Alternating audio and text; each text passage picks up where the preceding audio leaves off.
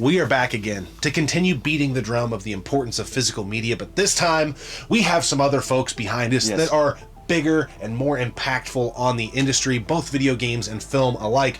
But I think it's really important. I want to keep talking about this to keep it up in people's feeds, because I think this is the point in time where we have the best chance to make an impact and get these companies to change their ways of getting rid of physical media. Yes, it's all about having the option. Yeah, because I do a lot of digital stuff and I do a lot of physical stuff. I do both, but I want to be able to do both continuously. You know, getting rid of physical altogether is not good for consumers. It's not good for creators. We'll talk about this in a little bit. It's not good for anybody because you don't have that option. You don't have that choice. It's not good for originality. Yes. It's not good for preservation. It's not good for our memories and our ties to the tangible goods. Yeah, it's not good. And now we're starting to get bigger, iconic people that are pushing this physical media trend, which is so good. It's so important. We need big names to stand up and talk about this. We got Todd Howard from Bethesda who's talking about physical media. We got Christopher Nolan who's talking about physical media. We got Guillermo del Toro talking about physical media. All these iconic people that are now like, guys, physical media is important.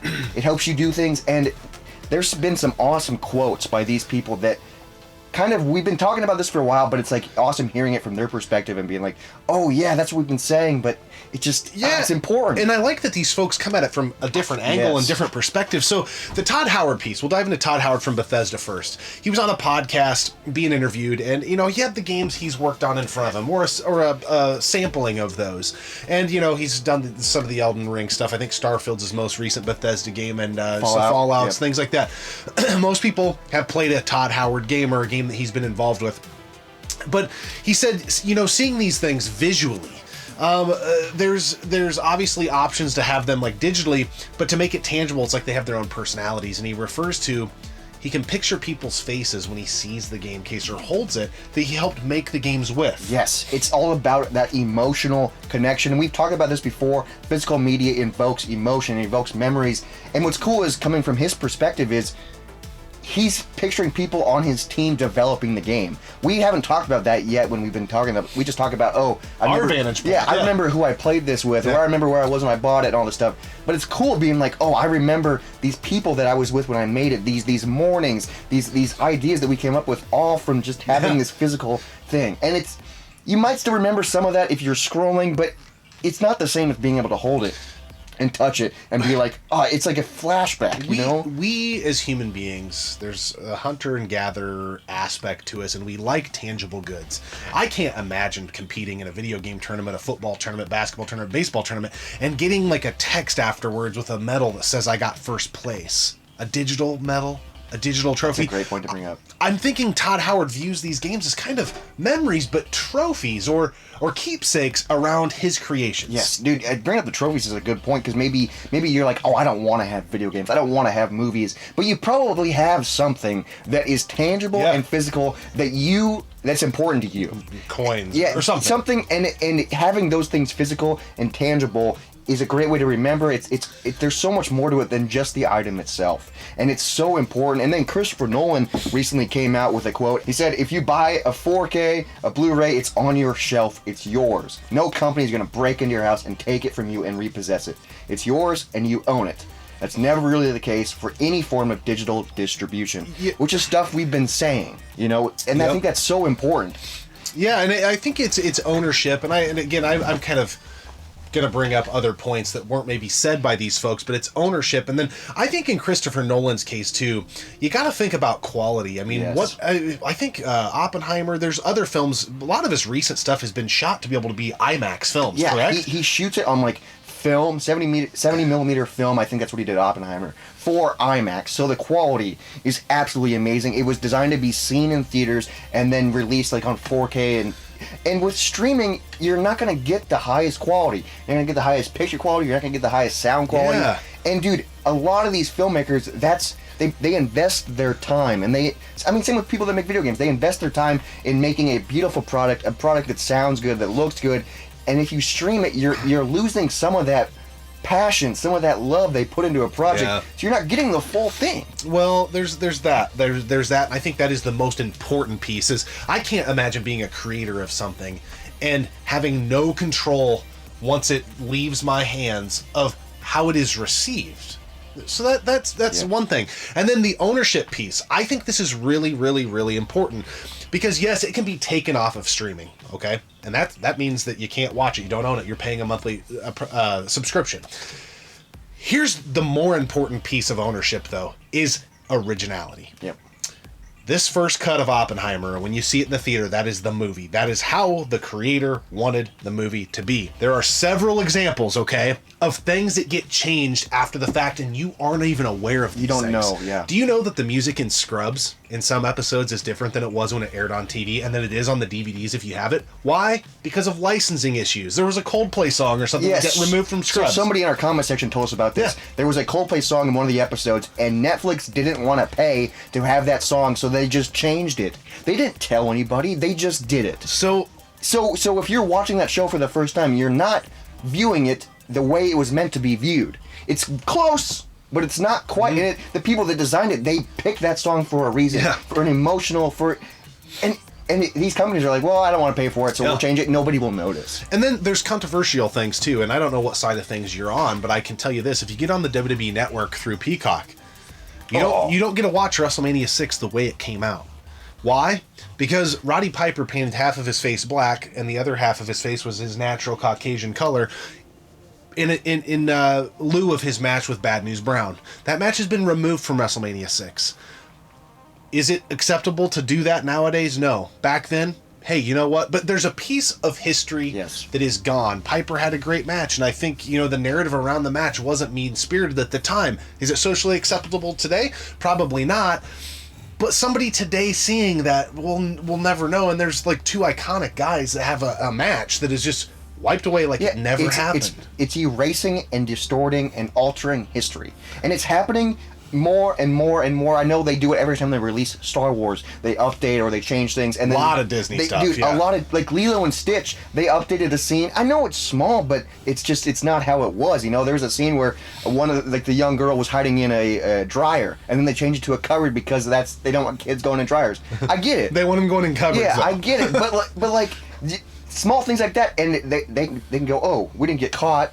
We can change more things. We can update things, and it's just like, dude, that's not right, and it's not. I feel like we're getting kind of robbed, and you don't notice if you're just streaming digital. I know there's a few TV shows where they remove episodes here and there because it's not politically correct, and so if you're just streaming, you don't notice. Oh, we just missed an episode. Yeah. It just skipped right over it. It just keeps going. It sucks. It's like, where does the buck stop is the ultimate question. And that's why I brought this up right there, is that's what ownership means. If you own it, nobody can come in and take it off your shelf, as Nolan mentions, or take it off your shelf and change it and put it back on your shelf, and then you have no idea they messed around with it. And I think it's so important that the integrity of one's art is left intact. I am coming from a standpoint of we've created music together, albums together, and we're nowhere near on the level of these folks. Yeah. But I gotta think Christopher Nolan doesn't want you out there dicking around with his movies. Yeah. I just have to think that. Dude, it's so important, and we've never really talked about it from this aspect, but as a creator, it's also so important to cement that. There's a YouTuber, Owen Rogers. He's phenomenal. He created a show called Final Space. It was on TBS, and then it was on streaming, and then it was on Adult Swim. They made 3 seasons. The first 2 they put on Blu-ray and DVD. The season 3, I don't think they did. And they own all the rights. They took the rights from Owen Rogers. They won't give it back to him. Then they canceled the show. And now the show, you can't watch it anywhere. The show is gone. So unless you have the first 2 seasons, that's the only way to watch it. There's a lot of people that are going to be like, well, just pirate it. Good luck. That's risky, scammy, also illegal, a bunch of other things. But that sucks, dude. This creator put his heart and soul into something that he no longer owns, and he can't get access to it, and it's gone forever. It's erased. That happens to so many things. One of my favorite shows that I've never heard of, this hasn't happened to it, but I do worry about the show Halt and Catch Fire. One of the best shows nobody's watched, I feel like. I love it. It's 5 seasons. Only 2 seasons got physical releases. Yep. And what has me concerned about the longevity of this show is, one, it didn't do super well, so I don't think it's ever going to see a 3, 4, and 5 physical release. Hopefully it does. But there's so much music in it. A lot of new wave, a lot of stuff that really captures the rise of computers. Yeah, it fits the show. Yeah.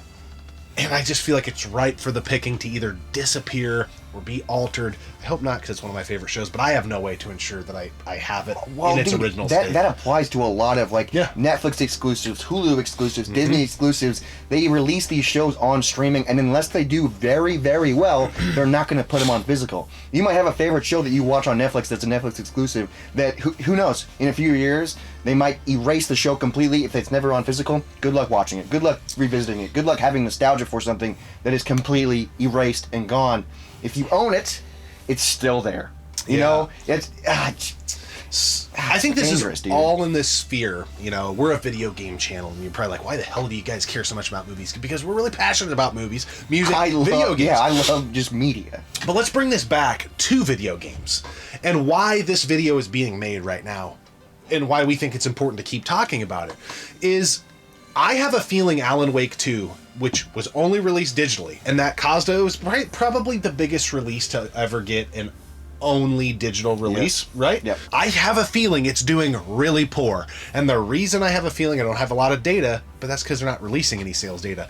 When's the last video game that was doing really, really well that a company wasn't shouting from the rooftops about how good it was doing? And you would be doing that if you were trying to correct the naysayers for not releasing it physically. You'd be saying, it's still doing well. We're in the top 10. We're in the... They're not doing that. There's articles out about Alan Wake 2 where it's not even in the top 150 games played in October. It came out in October. And it's because I think Epic Games is who put it out. They haven't released the sales data, but they haven't been posting about this game just hit X amount of downloads or X amount of plays. I think it's because it's digital only and it's not doing as well. And then also a bunch of other big AAA games got released digital and physical. Spider-Man 2, all these games. So then Alan Wake 2 is going to kind of just get lost in the shuffle. And disappear forever. And, that's where these companies are so dumb. You release a game like that in this sea of great games. I think Mario Wonder came out. Yeah, a bunch of stuff. All this stuff. And you're going to rely now on someone scrolling and finding that way as opposed to maybe it's the holiday season and I see a game at the store as well. So you're really alienating a whole option for people to consume the game. But I think it's doing really poor. And the reason I want to keep talking about this is I think there are starting to be voices. There's some inertia behind this conversation. And I know that to be true from a boots on the ground approach because every time we talk about this, it's one of the best videos we have ever put out from a performance standpoint. And not only that, it's not about the views, it's about the comments we get. Yes. We get so many comments we can't even keep up with it because people are passionate about this topic, as is Todd Howard, Christopher Nolan. I think this has been a major year and a major shift in the physical versus digital. Yep. It started at the beginning of the year. It's continuing to go. Best Buy no longer, which we did a video on that. Store shelves and Blu-rays.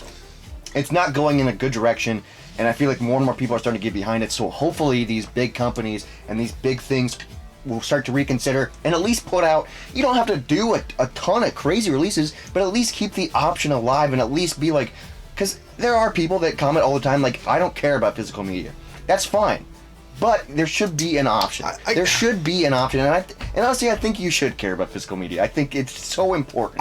You don't have to have a shelf full of games, but you should at least care, I think you do need to care, and I think it's because I find it hard to believe that anybody that is into music or movies would say that they don't care that their stuff could be altered someday. You get on Spotify, we've talked about this stuff before, but you get on Spotify and just pull up the Home Alone soundtrack. You're missing tracks. Pull up the Dumb and Dumber soundtrack. Tracks. Pull up the Cable Guy soundtrack. They're missing songs that were in the movie that were on the actual soundtrack because of licensing issues. There's gotta be a show in your life. I gotta think. Married with Children, Scrubs, Sopranos. I'm not saying all those shows have been altered. Scrubs has. But that if it was drastically altered or episodes were cut, Seinfeld, Office. Yeah, you probably have a favorite show. Yeah. You would be like, oh, dang. I didn't know they did that. Because they don't tell you. And it doesn't mean you have to have a room full, like you mentioned, of this stuff. But I think you should care. You should care about the originality of the content. Yeah, and the fact that a show, they can cut episodes, they can change episodes, they can do all this stuff where that's not what it was when it came out, and it's just it's altering history. It's more than just a physical item. And I know we get comments a lot games nowadays aren't even on the disc. And it's like it's more than that. It's we've already talked about in this episode. It's the memories, it's the faces of people, it's the behind the scenes. It's more than just that item itself. Yeah. And it's the human connection. It's just it's so important. And a lot of games are on the discs. That's kind of a miss. There are some that aren't for sure, but a lot of games are fully on. And we are seeing this. It's impacting the video game space. eShops are closing. And if you didn't have your stuff and you don't remember your login, the stuff you bought is long gone. Maybe you don't care. Games that are important to you, maybe they're not. But I know NBA Jam on Fire Edition is really important to these two guys. And the roster update is gone forever once the game got delisted. We can still play it, but the people we were playing as are no longer in the game. Games disappear from people's consoles. We get comments of Need for Speed Carbon is just no longer in my library because they pulled it off the Xbox store. I do think you can go back into your download history and sift through everything and get it again. But it's just the fact that can even happen. Yeah, and what's really annoying is I've said it multiple times, but they don't tell you this stuff is happening. They don't tell you, oh, we're changing the music, or we're gonna do this, or we're gonna remove this episode, because they don't want you to notice. They don't, because then they'll be like, oh, we got caught. It's slippery, dude. It's evil. I want to end this episode with a call to action, okay? A call to action that if this stuff is important to you, talk about it. Talk about it. Get in the Discords. Get in the Reddit feeds. Like stuff on social media. And speak with your freaking wallet. If you really, really care about this stuff, then take a stand. Because I think it is that important to do. I really do. That's why we didn't buy Alan Wake 2. Yeah, as much as I wanted to play, it's because it was digital only, and they didn't want to do a physical release. Then I'm like, okay, I'm going to boycott it. I'm going to speak with my wallet and not get it. And maybe one day it will come to physical, and I go, yes, now I can get it and play it. But who knows? I'm a person, I don't like being neutered. I don't like being handcuffed. I don't like dealing with that stuff. And even if Alan Wake 2 isn't all the way on the disc, and I buy it, I can sell it. I can let you borrow it. You can do whatever the hell. I can set the son of a bitch on fire if I want, but I have that choice because I have it, the tangible good. Yeah, it's removing control. Yeah. It's removing control. Call to action. Be active. Be vocal if you care. If you don't care, I'm surprised you made it this long in the video. But we do appreciate it. But I think we got to keep going, and I'm glad that there are some prominent folks, Todd Howard, Christopher Nolan, Guillermo del Toro, coming out saying, well, hold traffic. Physical media is important, and we have a small voice. We're just a little pebble in a big ocean. But that's why we keep talking about it, because it's so important, and we're trying to make waves. Yeah. Because this is important, at least to us. And you got to talk about the things that are important to you. I think it's important to most of the people that watch the channel, too, because the comments are out of control. Keep the comments coming. Let's keep the narrative going. Keep the conversation going. And let's just do everything we can do to keep physical media alive. And maybe it is ultimately doomed to die. But we can keep it alive a little longer. Yeah, and at least we're freaking trying and not just giving up. Yeah. You know, don't give up. Freaking, let's do it. Let's save physical media. There are some big voices behind this movement. Keep physical media alive. Oh, yeah. We'll see you right here on the next episode of Gaming Off the Grid. Appreciate you tuning in.